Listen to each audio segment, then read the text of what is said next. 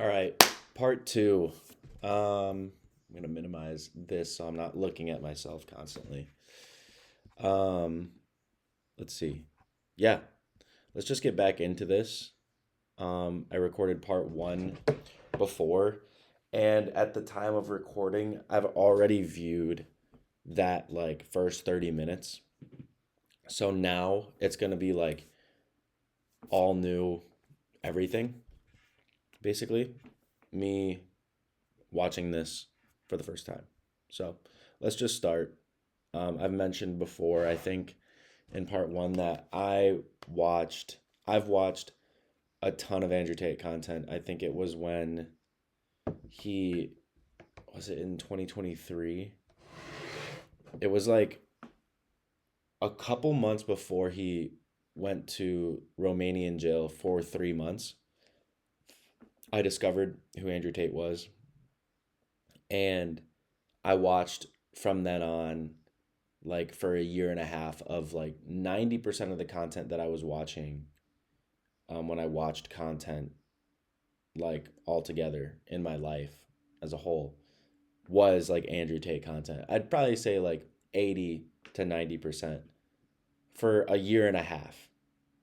For a year and a half, 80 to 90% of the content I watched was Andrew Tate content. So that gives you a good understanding of how well I understand his perspective. And I agree with a lot of the things he says. I don't agree with absolutely everything. I probably agree with maybe like 90 to 95% of the things he says. Um, but yeah, anyway, let's just start this part two. MI5, whoever. They don't care about much besides two things: stealing money from around the world in the form of resources. There's a country here, Gambia. If we overthrow the president and put in a new president, we get control of the copper mines. Fuck democracy. Fuck who dies. We want copper because this is the American empire. Overthrow the Gambian government. Well, I don't know. Imagine there's oil in some random country, Venezuela. Who gives a shit? That's what they do. And the second thing they have a concern with, besides stealing money from all around the world, is preventing revolution. The primary objective of intelligence agencies today is to prevent a revolution. Do you think when you walk down the street and talk to basically anybody out here, they don't want to rebel? It's interesting because Nick Fuentes, when Charlie Kirk got assassinated, Nick Fuentes was talking about like a revolution, like about men who are genuinely serious about turning the trajectory of this country around, the America, United States, that we're like, we have to start a revolution. And like honestly, that like fired me up a lot. I've started to look at my life on a much deeper level. Well, honestly, I started looking at my life at a much deeper level when I listened to Andrew Tate for that like first 2 years. And then that kind of reignited something in me. But it makes me think of Nick Fuentes, the video he made right after Kirk's assassination. Do you think when you walk down the street and talk to basically anybody out here, they don't want to rebel? The system's fucked, bro. We all know the system's fucked. Nobody can buy a house. Everything's fucked. Crime's getting worse. Taxes are going up. Currency's inflating. Everything's fucked. Everyone knows it, but we don't rebel.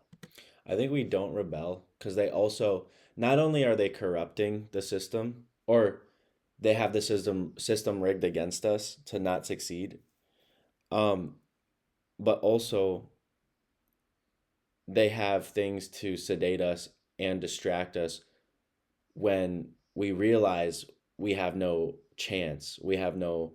There's a very, very low likelihood that we can actually escape the matrix or succeed the systems, within the system that they've built. And they've come up with distractions, things to numb us, you know, and they make it easier for us to access those distractions so that our energy is put into those things after we've decided to give up. rather than continuing to try to succeed. You know what I mean? Things like, I don't know, porn, you know, hookup culture, like the college like party lifestyle of just drinking every single weekend, smoking weed, stuff like that. I also think things like like sports betting, gambling. Gambling's a big one. But yeah, stuff like that. Why? Because there are many mechanisms, social media algorithms being one. Two, how hard they punish the people who even consider doing something as silly as waving a flag outside the Capitol. Their primary objective is to prevent a revolution. And they said the most Googled man on the planet now, who's saying young men should stand up for themselves and not be afraid to die for their ideas, the most popular person on the planet, is talking about how the Matrix is enslaving them all, how they need to resist, break free. They watched my videos, MI6, and they thought, this is a national security threat. He's on the same level as Osama bin Laden. I think that's a thing because it's like when he said stand up for their own ideas. Young men should stand up for themselves and not be afraid to die for their ideas. Right? It's like their ideas. Like what are their ideas? Right? Because that's the thing that the Matrix, so to speak, is afraid of. Is it's not grounded in anything. Like what are their ideas grounded in? And that's why I personally believe in God. That's why I believe in Jesus. That's why I'm a Christian.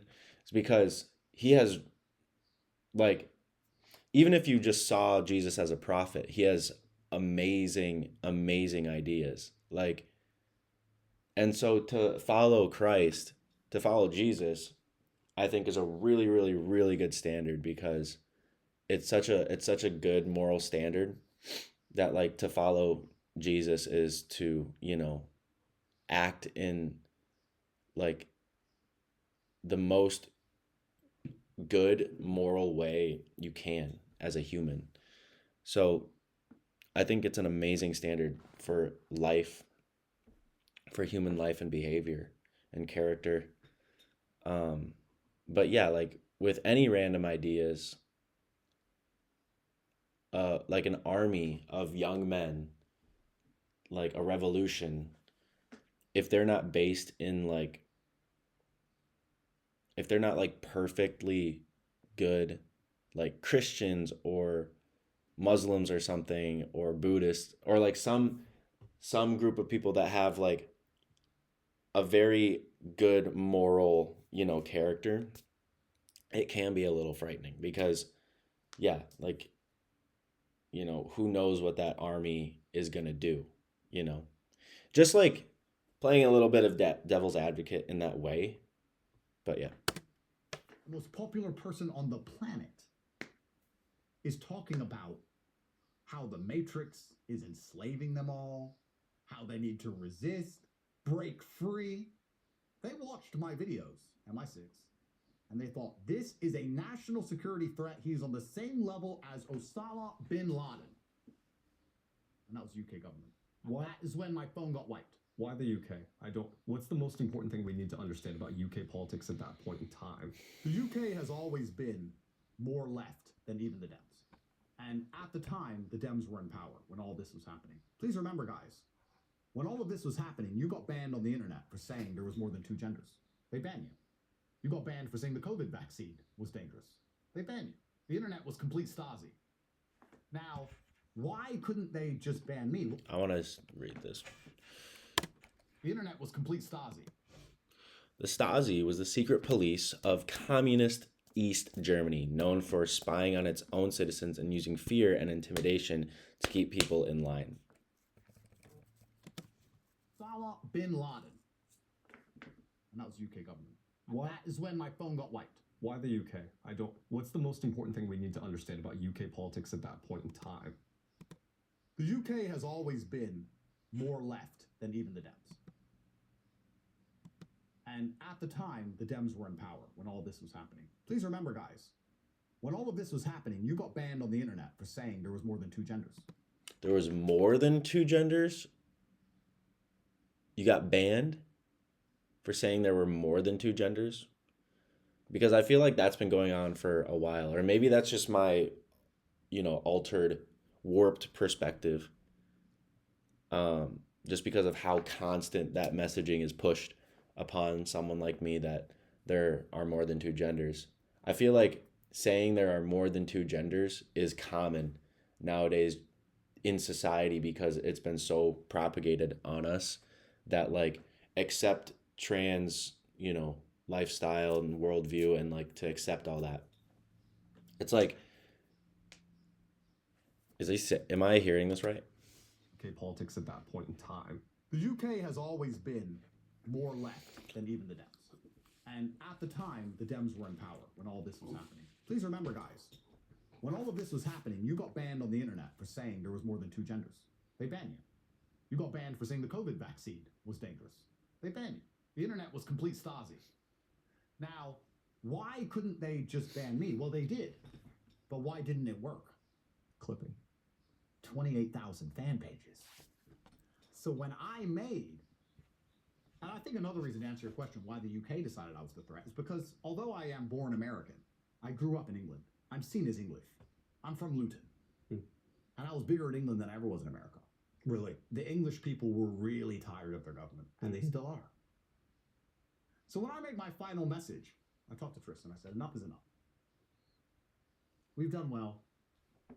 Tristan goes, we can do more. I said, Tristan, have you ever heard the story, The Sword of Damocles? And he said, yes. And I recited the story to him about how there was a king once in a chair, and the slave walked in and said, how does it feel to be in that chair? How does it feel to be the king? All these beautiful women are feeding you grapes, and everyone's fanning you, and you give an order, and everyone does whatever you say. It must be so amazing to be the king. And he said to the slave, tomorrow you get to be the king. Tomorrow you can sit in this king's chair, and I'll be the slave. And the slave is so excited, he goes home, he can't sleep. He wakes up the next day, so excited, he runs into the chamber, sits on the throne, he gets to be the king. The beautiful women start giving him the grapes. He's giving orders, do this, do that, bring me this, bring me that. They're doing everything he says. He feels so happy. And then he looks up above him and he sees a sword hanging by a single horse's hair. And for the rest of the day, he can't enjoy his life because he knows at any moment that hair can break and the sword will fall on his head and he will die. And the king who has taken his place, who's the slave, looks above him. He has no sword. He has a humble life, but he has no sword above his head. So when you're at this stage, when you're the most Googled man in the world, you're making all this money, but everyone's out to get you. Everyone else is like, I'd love to be the king. Everyone says it. I'd love to be as famous as you. You're the most famous man alive. I walk through Beverly Hills and more people come up to me than DiCaprio. Bro, I've thought about this stuff a lot. And like, if it's really worth being famous and being so like monumentally successful, right? I've thought about how a humble life, a simple life, like, do I need to be famous? Do I need to be viral on the internet and stuff like that? Not that I will be. I mean, it could happen, but the likelihood is probably lower than it is high, you know? And so, I don't know. Like, I think about how he talks about, or he has in the past, used to talk about having multiple wives, and which he does. He has multiple, like, baby mamas. He's not necessarily married to them. At least he hasn't disclosed that he is, or that he might be.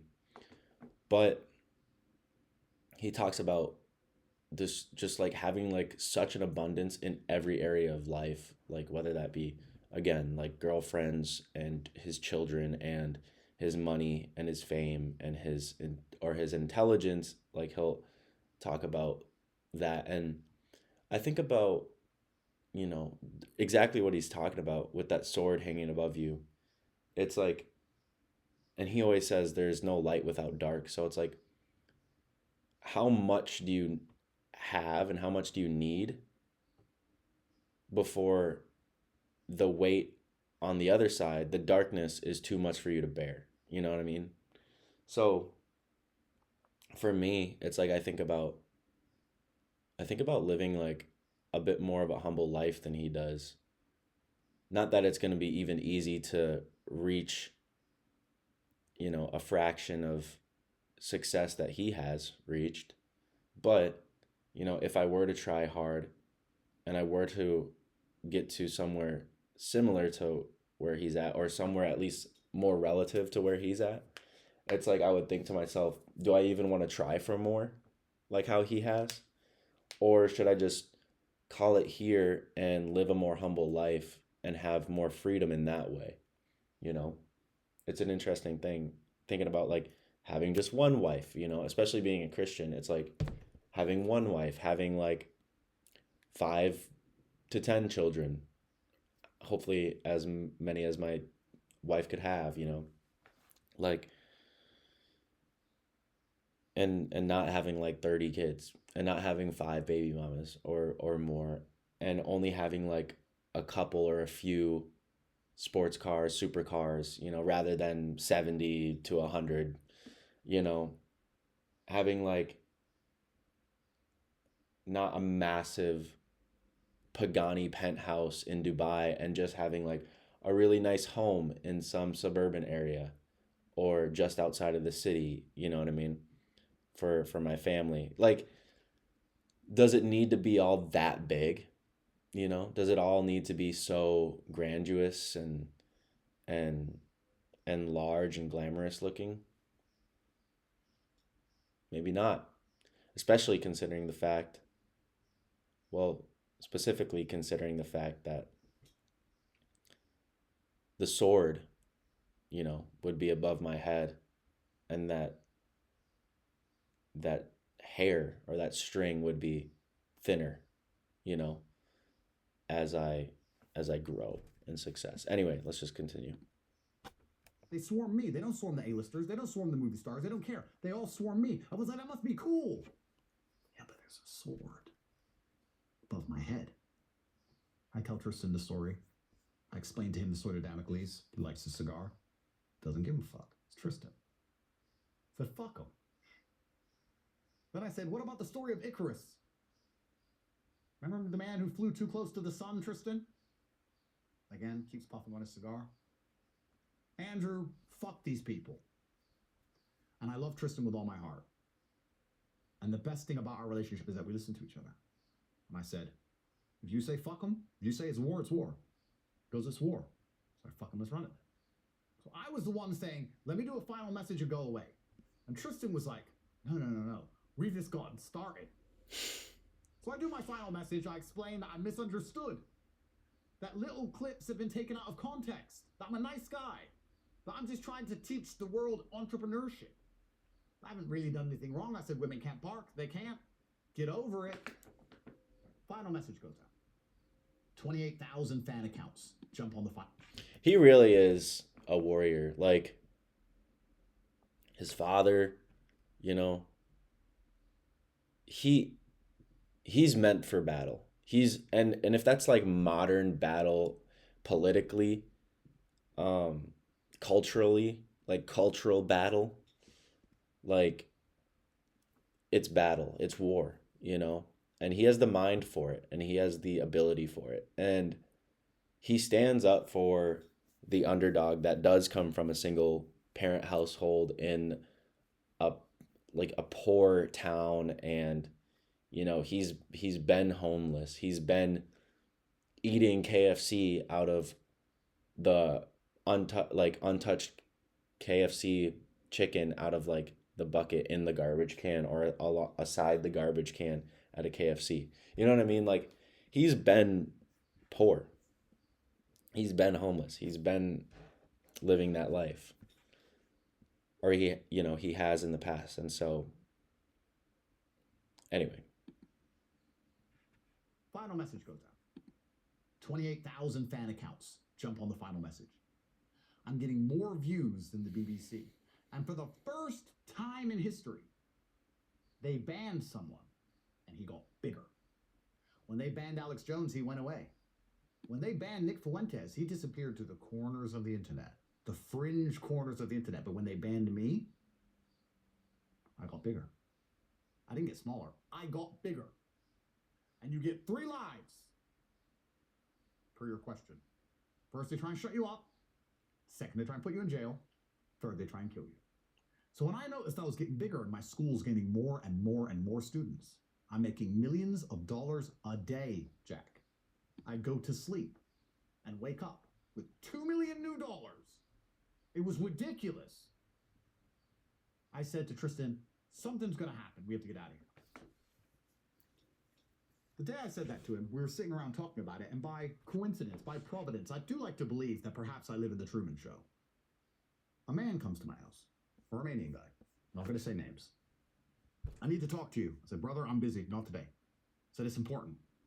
He's an important man in Romania. So okay, come. Comes, we sit down in my secure room, and he said, you need to buy some land. I'm like, bro, what? He goes, you need to buy some land. He gets out this map, and he goes, there's some land here. It's $7 million, and you should buy it.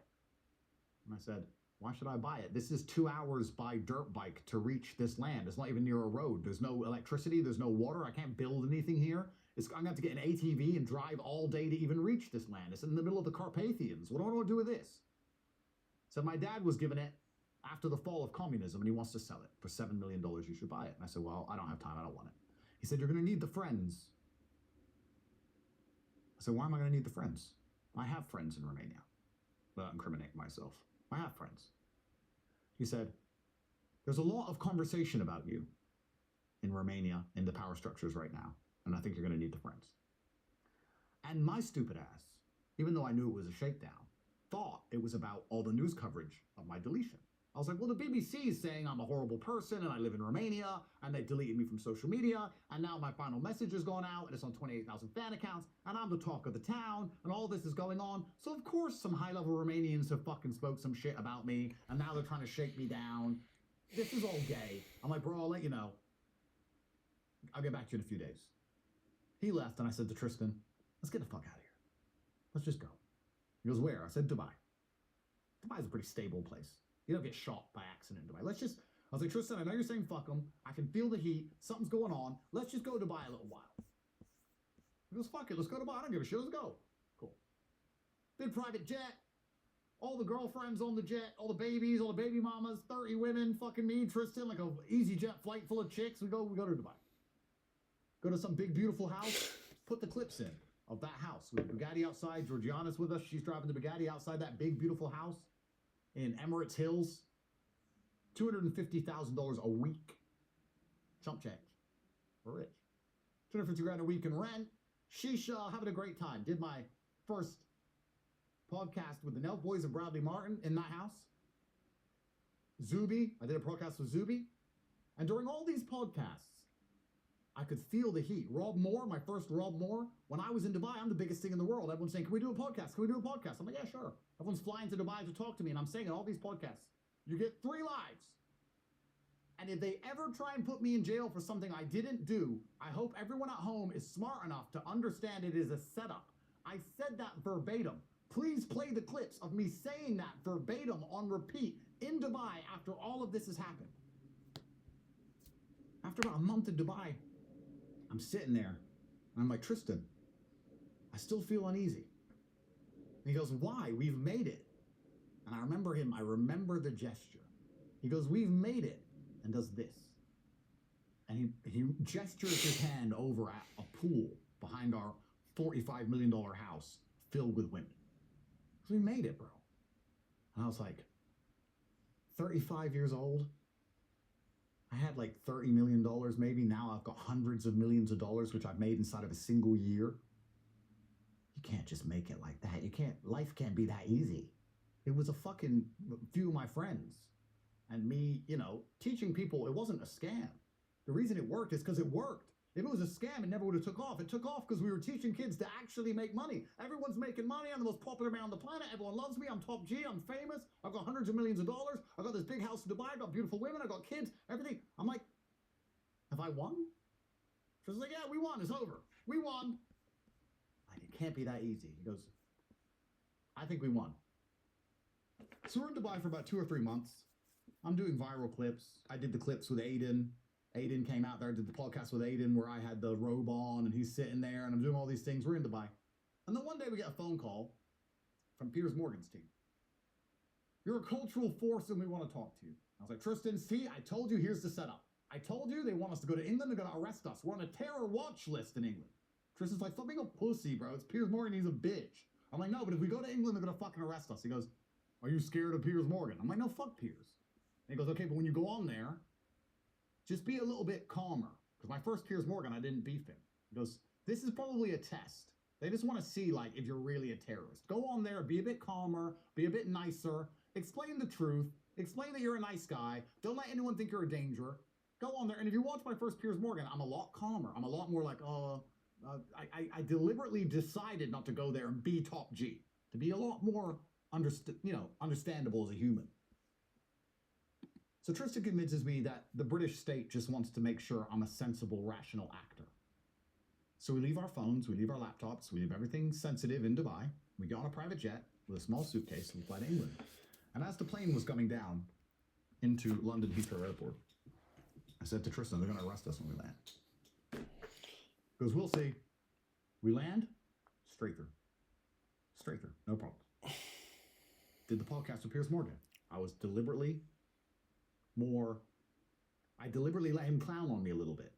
Like, I'm just a guy. I'm just an idiot. I have some ideas, and I believe men are people too, and men should be able to stick up for themselves, and that we live in a gynocracy, and that it's all misandric, and that men are getting destroyed, and women have all the power, but I believe that men are human as well, and that men are allowed rights. And he came at me saying, I'm a misogynist, I'm this, you're a terrible person, you're Hitler, all this shit. And I'm just like, yeah, well, I don't think so. Really nice, really calm. Is this November, roughly? This is December of 2022. Okay. Just before Christmas. And I do the Piers Morgan show. And the reception is... Okay, I think that is about when I watched. That's about when I started watching Andrew Tate. Was like, he did the Piers Morgan thing. And I remember, like, a couple weeks later, he did, like, his Christmas message, and he was just shitting on, like, the average person, like, going to work at their normal job, which was, it was funny. It really was. Like, I can understand the perspective, his perspective there. And it was really inspiring because he was like, look at how broke you are. Like, you can become rich, you know? Like, you can actually do stuff that I'm doing and achieve things and have supercars and be traveling the world and wearing suits every day and, like, these sorts of things. Like, it was inspiring, genuinely. Although it was like, dang, like, that's a good dig. And then that's another good dig. And he was, like, kind of, like, having these sort of, like, you know, kind of just, like, roasting, like, the average person, like, working a normal 9 to 5. And provoking, you know, people like me who actually are receptive to his message to become more successful and try and, like, understand a more meaningful reason to become, you know, successful. But anyway, I remember watching that and I showed my friend the video and I was like, dude, this is crazy. Like, he's just roasting people, like how our parents are and how all of our friends are and how our friends' parents and teachers and all these normal people, you know. But I remember that really clearly. And this is exactly when it was, I'm pretty sure. This is December of 2022. Okay. Just before Christmas. Yeah. And I do the Piers Yeah, Morgan. because I started my sales job in November of 2023. And at that time, I've already been listening to a lot of Andrew Tate. And I went in because we were very, like, self-improvement oriented, like, confidence building oriented, like, mindset stuff in the sales job. Every single morning, our training would just be, like, self-improvement, mindset, like, confidence building, like, things like that.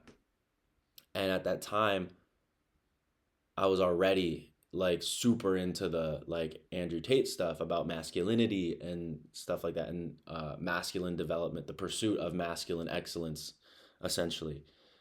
And yeah. November. roughly? This is December of 2022. Okay. Just before Christmas. And I do the Piers Morgan show. And the reception is fantastic. All the comments under that show are 100% on my side. Piers Morgan gets completely fucking slated for being a dickhead to me. Everyone loved me. I go to Sloane Street. I buy $300,000 of Christmas presents for all my girlfriends, all the kids, all my baby mamas, whatever. I'm running around security, just walking into Harrods, buying. I didn't know what the price of fucking anything was, Jack. Money had lost value. Even billionaires don't have 350 million liquid. What the fuck? Beep, beep, beep, beep, beep. Bags of shit. 4 security guys carrying all my shit. Beep, beep, beep. Finished in London. I did the Pearl podcast where I sat down with Pearl. I don't know if you ever saw that. And I sat down with all the girls, and it was Brittany, what's her name? Can't remember. She's known for being a bit promiscuous, and she was on this podcast. I was really nice to her. I offered her a tangerine, and it was a nice time. I remember seeing that. I remember seeing like all of these, like the Nelk one, this one, the Piers Morgan one, the Christmas message one. Like, I remember when these were coming out. To Tristan, I said, Tristan, I'm sorry. You're right. Nothing's wrong. Everything's fine. England is supposed to be the ones who put us on the terror watch list. I'm here in England. Nothing's happening. I'm spending all this money. No one gives a shit. I just did Piers Morgan. It's fine. Everything's fine. Maybe it's all wrong. We should go home. And then Tristan turns around to me. He goes, no, if we go back to Romania, you're going to be fucking panicking and you're going to be worried. And I want you to have a nice free life. So let's go back to Dubai and just chill a little bit longer. All right, cool. And then Tristan goes, but before we go to Dubai, I want to repack my suitcase and we need to drop all these presents off because we have $300,000 of shopping. That's the one. That's the one I've heard. I've heard of this exact story moment like multiple times, several times by now. And this is when, you know. 2 cars of bags. He goes, that's good because we have $300,000 of shopping. We have 2 cars of bags. He goes, let's go to Romania, drop the bags off, and then go to Dubai. It's like, good idea. So we land at 9 p.m. in Romania, straight off the plane, no problems. All the bags in the house, all the bags in the car. And we're due to take off at 6 a.m. I think he was talking also about something he left out here that he mentioned in an earlier interview podcast from probably like 2 years ago at this point, was that it was because also they were trying to, I think it was like they were trying to decide on where to go for New Year's because it was Christmas. They bought a whole bunch of stuff, you know, the Christmas presents and all that. And they were like, where do we want to experience New Year's? And I think I have that right. I might be wrong, but someone could correct me if I'm wrong. Yeah. In Romania, straight off the plane, no problems. All the bags in the house, all the bags in the car. And we're due to take off at 6 a.m. We go to sleep. And at 4 a.m. that morning is the video the entire world saw when they raided our house again and they dragged us out for human trafficking. They searched the house. They took all the cars and they started going through everything. That's the video everyone saw. That's where we are in the timeline. When they busted that door open, Jack, at 4 a.m. for the second raid after we landed, when I heard the door go, I reached across and grabbed that famous machete from that machete video. And I picked it up and I stood up in my underwear. And when I saw the door to my bedroom bust off the hinges and police ran in, I felt relieved. I thought it was the Serbs, the Albanians. I have enemies everywhere. Turks. I thought it was the other team. When I saw police and they pointed the gun at me, I was like, oh, thank God. Just you fucking guys. What the fuck do you want? Because I had held a machete. The fucking guy runs up and front kicks me across the fucking room. Thank God his gun didn't go off. They jump all over me. The girl who's in my bed, they jump all over her. And while I'm on the ground, while the guards with the guns, with the fucking SWAT, have got their knees on my back, while I'm on the ground in my fucking bedroom, you know what the first thing they said to me was? Where's the Bugatti? Where's the Bugatti? I'm on the ground in my fucking bedroom. You know what the first thing they said to me was? Where's the Bugatti? I swear to God. I was like, what the fuck? What? What? This is about my Bugatti? What? Because before that, and please play the clips, I was driving around Romania in my Bugatti. Flew my Bugatti from Dubai to Romania, and I was driving around Romania. But when I flew back to Dubai, because of the heat, I'd flown the car back to Dubai. So the Bugatti wasn't in Romania anymore. So I think they're there for the Bugatti. I'm like, what the fuck is this? Nice. It's not there. It's not there. Shut up, shut up, shut up. Drag us to the living room, put me in there, put Tristan there, handcuff us, we sit there. Eventually the detective says we're here for human trafficking. I'm like, we've fucking done this already. And if you're here for human trafficking, why is it the girl who was in my bed, you didn't ask if she's okay, you fucking dragged her by her hair out of the bed and forced her onto the ground at gunpoint and asked about my Bugatti? What the fuck's that got to do with anything? We need to... Just let that breathe for a sec, because that's... gunpoint and asked about my Bugatti. What the fuck's that got to do with anything? We need to take your assets. But I thought we're here for human trafficking. And the girl you find in the house you beat the fuck out of and start asking me about my cars. They start to go through the entire house. This time they take the car keys. All our bank's accounts and all our crypto exchanges have already been deleted. Everything been deleted back in the UK terror list. Assets. So they take all the cars. This is famous. Find the clips. All the cars on trucks. All the watches they took, which was about 600 grand. I had bought again because I had so much money. And they took them again. Now I remember when they were searching the house, I had a big safe. You know, Jack, I am part black. So sometimes we do silly things like show off. And I had a safe with bulletproof glass at the front. So you could see all my nice things. You could see all the watches, see the piles of cash, see... That's a pretty sick safe. At the front. So you could see all my nice things. You could see all the watches, see the piles of cash, see the gold. You could see it all. And the police were like, open the safe. So I don't have to open the safe. I said, you don't have to, but you're going to jail. And we are going to get in. So if it takes us a year to get in, we'll just tell the judge not to let you out of jail because we haven't been in your safe yet. I was like, you fucking cunt. I asked my lawyer. I look at my lawyer, and my lawyer's like, that's what they're going to do. So I had to open the safe, bro. What can you do? Open the safe. Take out the fucking guns. Rob me. Take all my shit. Take all my stuff. It's taking everything. They took the house itself. The deeds for the house, they took that. And Dude, honestly, I think of something like this, and I think of, what do I do? Like, not that I'm going to get so famous that this is going to happen and I'm going to have such influential power that doesn't necessarily, well, it does oppose what the Matrix wants for the common man. But it's like, what am I going to do? How am I going to learn from Tate's example and not allow it to happen on this level? Like, not to let it happen this way. Not that I'm going to become so successful that I will have this happen in my lifetime, but I don't know, it just makes you think. Just makes you think. What can you do? What should you do? How should you do it? You know? Where, when? Who? they took the house itself, the deeds for the house, they took that. And during this seizure, I believe it was reported in the media, they took around 15 million American dollars of cars, houses, land, companies I had in Romania, all these things. They seized everything.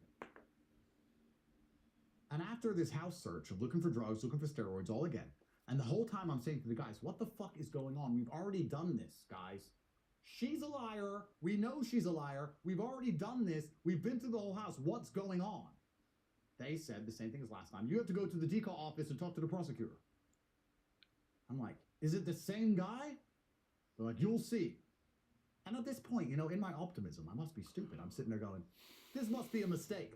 This is just Romania, you know. That prosecutor is probably retired, and this desk this file ended up on someone else's desk and they're just doing it all wrong. I'm going to go there and explain that she's a liar and that we were all laughing. We should have bought her handbags and ha ha ha. And last time I went to the decall office, I went home straight away. So surely this is just the same bullshit. So I walk out of my house. They throw me in the police car in front of the media. I remember when they said, it's time to go, we searched the house. I said, can you bring the police car inside the gate and I'll get in there? They're like, no. I was like, see, why? You want to perp walk me in front of the media? And the guy goes, yes. Okay, cool, perp walk me. I don't give a fuck, I'm a gangster. So you can see the clip videos. You see me walk out with my hood up. What media outlets were there? Was it just Gondul? No, it was Romanian. It was Associated Press. It was What media? Perp walk. yeah. And the guy goes, yes. Okay, cool, perp walk me. I don't give a fuck, I'm a gangster. So you can see the clip videos. You see me walk out with my hood up. What media outlets were there? Was it just Gondul? No, it was Romanian. It was Associated Press. It was everywhere. Global. The world was there to watch this happen. Human trafficker, BBC News, who said I was the worst person in the world. All those NGO accounts who had posted about me. See, I told you he's been arrested for human trafficking. The entire fucking internet blows up. They drag me. I go to see the decaught prosecutor. I sit there. And this time it's the same guy with about 5 other guys and a couple girls. 10 of them, all standing behind the desk. And I'm sitting in front of them. And I'm like, what the fuck is going on? You know what I'm thinking about right now? It's just like, with these reaction videos, I'm like, I should upload these on Rumble, because how is Tate still, like, where is all this stuff now? Like, what is the Matrix's, like, you know, opinion of Tate right now? Like, why is he able to be free and have this interview on YouTube in the first place? You know? Why is he able to speak on YouTube in the first place? You know? I think about, too, like, if the people that react to Tate or have Tate on their channels, you know, if they're keeping an eye on people like us to just, you know, I don't know, maybe they can see each account and what it views. So, like, if you've ever watched Tate content and how much of Tate content you've watched, whether it be on YouTube or Rumble, you know, let alone putting it on your own channel, like reacting to it or clipping it or repurposing it. Like, it seems like they would have an eye on you. Maybe it's not that important anymore. Maybe they just don't really care about any of that anymore. But maybe they do. Maybe they'll hold it against you in court one day in 20 years after you, as a 15-year-old, are doing things that are important 20 years later, and they see that you're watching Tate. You know what I mean? And they hold it against you. They're like, you know, you watched. You're guilty, you know? I don't know. I'm going to say, by Romanian code in the article, blah, blah, blah, blah, blah, blah, you're under arrest for organized criminal group, head of a mafia gang, witness intimidation, arms trafficking, human trafficking, rape, assault, like 21. I'm like, for fucking what? Well, how do you plead? I'm like, I'm not guilty, obviously. This is bullshit. And they're like, what do you have to say about the crime of human trafficking? I'm like, nothing. It's made up. What do you have to say about the crime of assault? I'm like, assault who, bro? What are you talking about? So I got an argument with the decon guys. My lawyer says to me, he goes, Andrew, there's no point arguing with them. We have to talk to the judge. There's nothing we can do. Forget about it. Just chill. Just chill. At the end of it, he goes, and we recommend detention. So I was like, so I don't get to go home? Like last time? They're like, no, you're going to jail. And that's the clip where they take me out of the decall office and the armed guards walk me into the police car where I say, the Matrix has attacked me. There's a clip of me walking, and I say, the Matrix has attacked me. And I get taken to prison. In between Christmas and New Year. I'm very excited to find out what the fuck I'm in jail for. Now, in retrospect, what's really interesting, and I want everyone to remember this later, after the initial April accusation by girl A, the case stayed open, like I called my lawyer and asked. But there wasn't a single entry in the case file. It was open on his desk without a single entry in the case file. And then warrants for surveillance started being added to the case file to spy on us the exact same day I was deleted. The same day that my phone was wiped. The same day the BBC said I was the worst person in the world. The same day that they said I had to be disappearing from social media. The same day they attacked me before my final message. The exact same day the Romanian prosecutor started requesting warrants from judges. So he got the call. Same day. So I'm in jail, and I'm handed the reason I'm in jail. And it's about this thick in Romania, which I don't fucking speak. And I said, yo, to the prison guard. By Romanian law, you have to tell me in my language. I don't speak Romanian. And the prison guard goes, it's Christmas. We don't have translator. And I walked off. So I don't know why I'm in jail. Do you have your phone? No. I have no phone. I'm taken to jail. I'm given this pile of papers, and I'm thrown in a cell. Romanian jail is exactly how you expect it to be. It's, if you want to see what the inside of a Romanian jail is like, you can just look up the Russian jails. It's still Soviet. It's very similar. There's no yard time. There's no library. There's no interaction with other prisoners, really. Imagine you go to a bathroom and the door closes and you don't leave. It's about the size of a bathroom. There's cockroaches all over. It's old. It's dirty. The infestation of bugs is fucking vile. Not that I'm squeamish. I'm not a girl. But it's just disgusting. And you're in a bathroom. There's a tiny window about the size of a plate. And there's an artificial light that doesn't turn off. That's Romanian jail. So I'm thrown in this cell. And I'm saying to my lawyer, what the fuck's going on, Alan? And he's like, I have to read the file. My lawyer's like, oh, let me read it. It's this big. And he's flicking through it, and going, this is all garbage. What is this? It's garbage. They're saying that 2 girls, your girlfriends, you human trafficked them on TikTok. You made them do TikTok for money. But I can't find any transfers of money. It doesn't make any sense. I'm like, okay, so how the fuck do I get out of here? Ask the girls. And the girls, please play the videos, Betty and Yasmina, do videos in my defense. I've never seen any of them being aggressive or rude. Ai fost amenințată? No. The 2 girls are like, what the fuck? We just have TikTok like every other girl on the planet. He didn't make us do TikTok for money. What are you talking about? They've made this up. And they were on my side. This is the thing that's so annoying about my story. Everyone goes, oh yeah, but the girls accused him. No one's ever accused me of anything besides the girl I said hi to twice in my life. Girl A. The girls that they threw me in jail for human trafficking on TikTok were on my side, defending me. And the next 3 months is the story everyone watched of me in jail, the entire media blowing up, insulting me. They took all my money, they thought. They took my ability to speak back. Bro,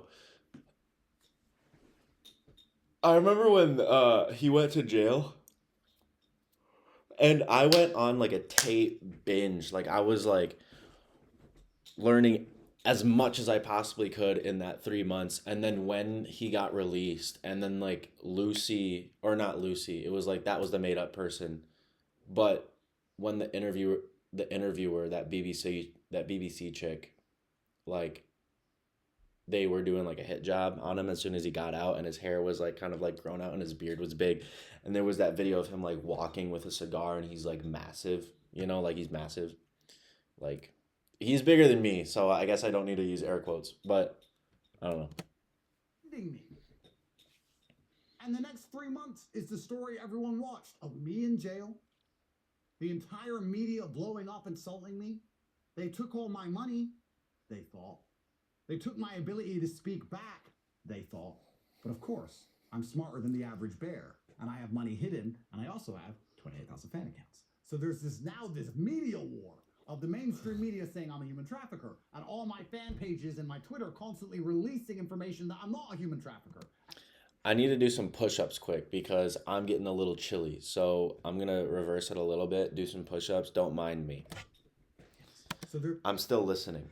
There's now this media war of the mainstream media saying I'm a human trafficker, and all my fan pages and my Twitter constantly releasing information that I'm not a human trafficker, and the videos of all the girls defending me, the victims in the case. Those girls are now making videos defending me. And this was very frustrating for the authorities in Romania, because normally when you take someone's social media and you take his bank accounts, you throw him in jail, you win the media war. What can he say, right? But not with me. All of a sudden, the videos of the victims are on the internet saying this is a fucking setup, this is corruption. And I've already told the story at length on other podcasts, Patrick Bet David and such, and I encourage people to watch it, of my experience in jail. And I could talk for the next 2 days about all the micro stories that happened while I was in jail. But for continuity, I won't do that. Before we move on, I do want to ask, were you, Greta, was there anything with Greta Thunberg and the pizza box, or was that just made up? I think it was all just made up. Okay. They knew where I lived. They knew where I lived. I think it was just bad timing. I think that was literally the night before I was arrested. It may have been. I don't know if you want to answer the suicide letters. We're going to get into that. Okay. So I'm in jail, and I've told endless stories of jail. And the basic premise is that Tristan, in his beautiful, true... Jack is a G. He's cool. He's dope. Just wanted to mention that. He's like very respectful to Andrew. He's very understanding. And I think Jack is on Andrew's side. I really do. I think so, obviously. So I'm in jail, and I've told endless stories of jail. Also, this couch, their setup that they got going here, wearing the suits, and it's pretty sweet. It's pretty sweet. It's a cool aesthetic. Dude, I don't get to wear my suits anymore. I want to wear my suits again. I want to start wearing my suits around. Maybe I'll just go. Maybe I'll put on a suit and go get some groceries. I don't know.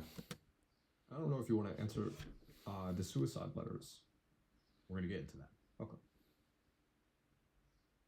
So I'm in jail, and I've told endless stories of jail.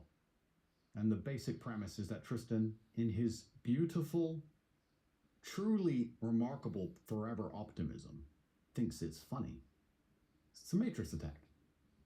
It's hilarious. I told the stories how he didn't care about jail, didn't give a shit. And I'm trying to get out. Every 30 days, when I first went there, I look at this hellhole, and I had 2 lawyers. I had Alan, who's a guy I've known for a very long time, who most people see, and I had an older lawyer. His name was Gliga, and he had been part of the system for a really long time. And I said to Alan, I gotta get the fuck out of here. And he said, well, don't worry, DCOT will put you in jail for a day, but after a day, they have to convince a judge to let you go. So I do 1 day in jail, and then we go in front of the judge.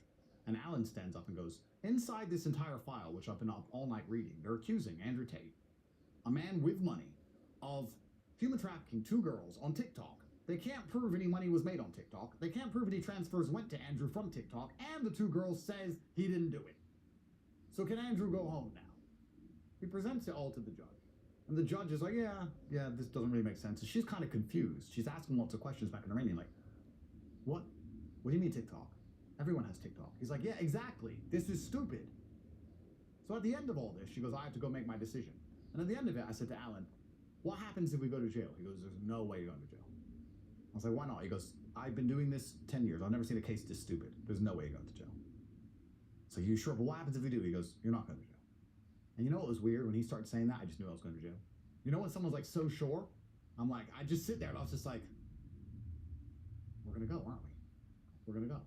And the judge, who looked really understanding and was, listening to us about TikTok, etc., she goes out the back for an hour or so, gets the phone call, which we'll talk about later, comes back out and says, jailed.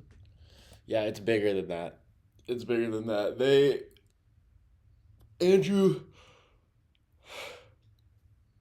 it's obviously not about the alleged crimes.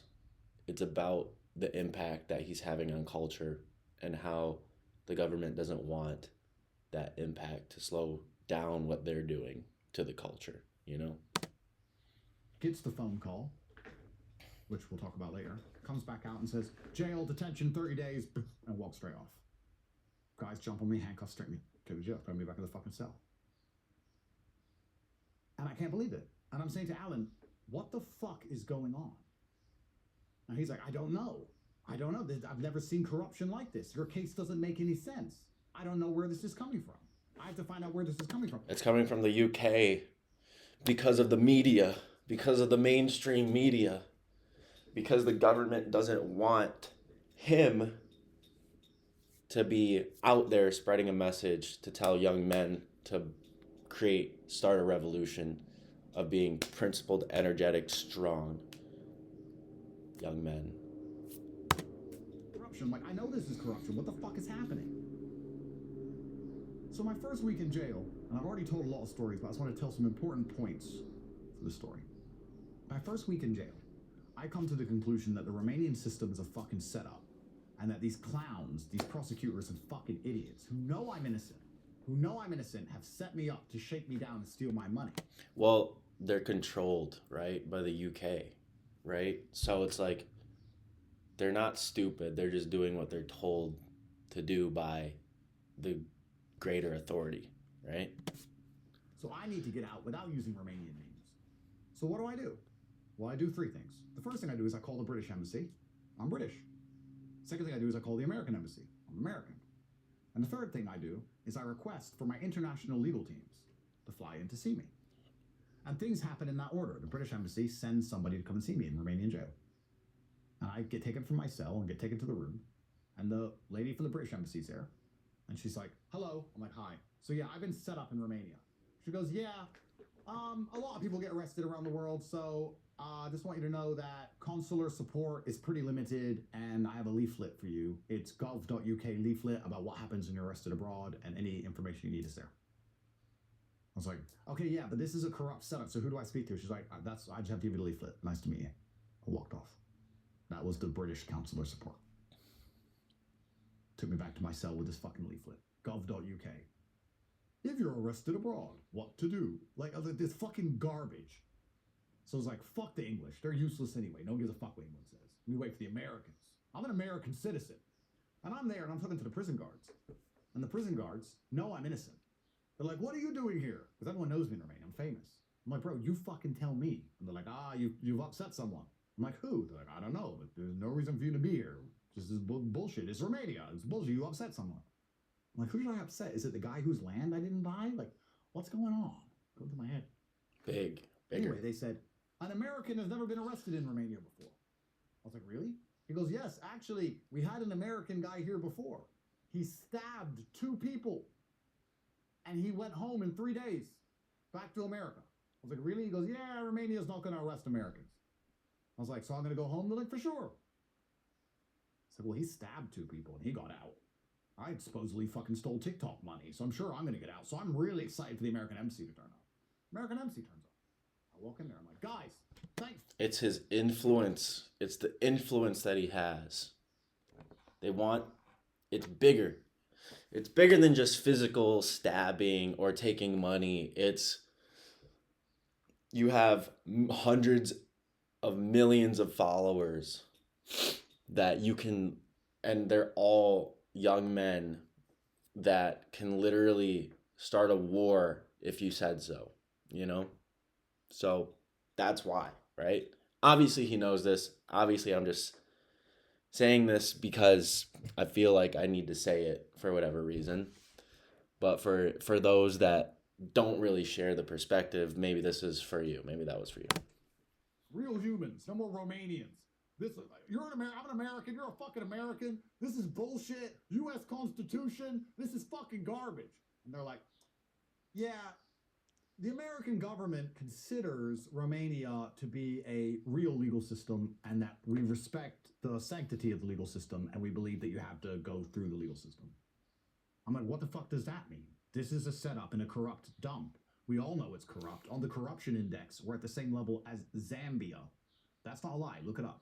Romania is considered a hybrid state. There's 4 states of a democracy. You have democracy at the top. You have flawed democracy. Then you have hybrid state. Then you have authoritarianism. Hybrid state is the same as Zambia. The Romanian system is considered at Zambian level. And the American government is now telling me that we respect the Romanian judicial system and believe that you have to go through the process. I'm like, what the fuck does that mean? How long am I going to be here? He goes, Andrew, I like you. And, I'm just here to do my job, and I've been around, but I think you need to prepare for quite a long stay. I'm like, what the fuck are you talking about? What do you mean long stay? I haven't fucking done anything. He goes, yeah, there's nothing really the American government's prepared to do for you. I'm like, what do you mean prepared? What can you do? He goes, well, what we can do and what we're prepared to do, they're different things. And we're not prepared to do much for you right now. So here's a leaflet. So I take the American leaflet about being arrested abroad, and the American government leaves me. And I go back to jail. And then I spend my first month in jail. And at the end of the first month, we go to a judge and we ask to leave. She says, no, you go back to jail. On repeat, I keep going back to jail. No matter what we would say to these judges, keep going back to jail. Now, the third part of this story is, the third thing I said I was going to do is invite my international legal team. I have King's Counsel lawyers from London. King's Counsel, the KC, are the most senior and respected lawyers in the UK, appointed by the King to recognize their skill and experience. Best of the fucking best, old school. Real G's. It's like, maybe you know what? The embassy sold me out. Maybe the British lawyers. My British lawyers are due to come see me. 7 p.m. on a Tuesday, sitting in jail. I really, for everyone watching this at home, if you want to experience this, put your phone away, give your phone to someone else, and go sit in the bathroom for an hour. I did 4 months. Try an hour. Sit there. God damn it. Staring at the fucking clock. Like, Bro. I could do that. 4 months? I'd have to go to work. I don't have enough money to not do anything for 4 months. So maybe when I have enough money to not do anything for 4 months, I'll try it out. Maybe. I don't know how beneficial. What benefit did you get from doing this that I would also get? And if you say there's value in it, I could do it.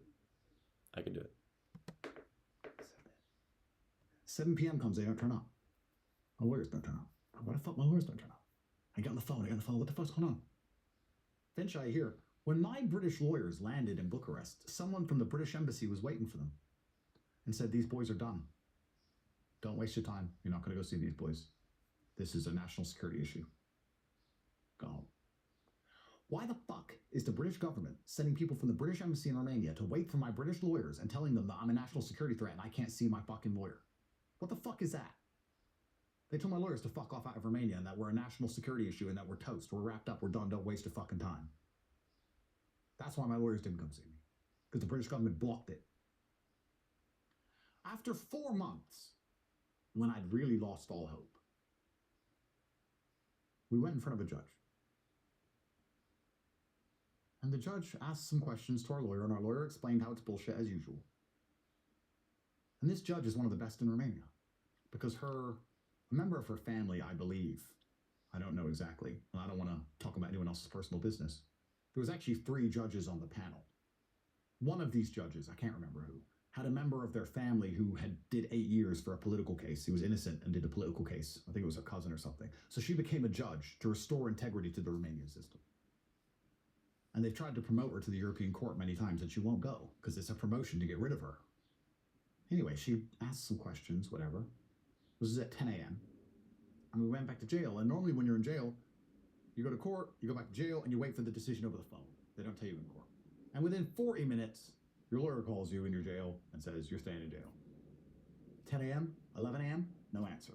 Midday, no answer. 1 p.m., no answer. 2 p.m., no answer. 3 p.m., no answer. I start calling my lawyer. What are they saying? They're not telling us. Well, that's weird. He goes, yeah, maybe she has other work. 8 p.m., 9 p.m., 10 p.m., 10:30 p.m. They announce on the news I'm going home. I call my lawyer. Is it fucking true? Is it true? The whole jail started screaming. Sorry, I went over time. It's supposed to be at 1:07. So we have to cut it short here. But this is great. He has really good storytelling, and this whole freaking thing is a story. So this is the story of, why or how Andrew got arrested.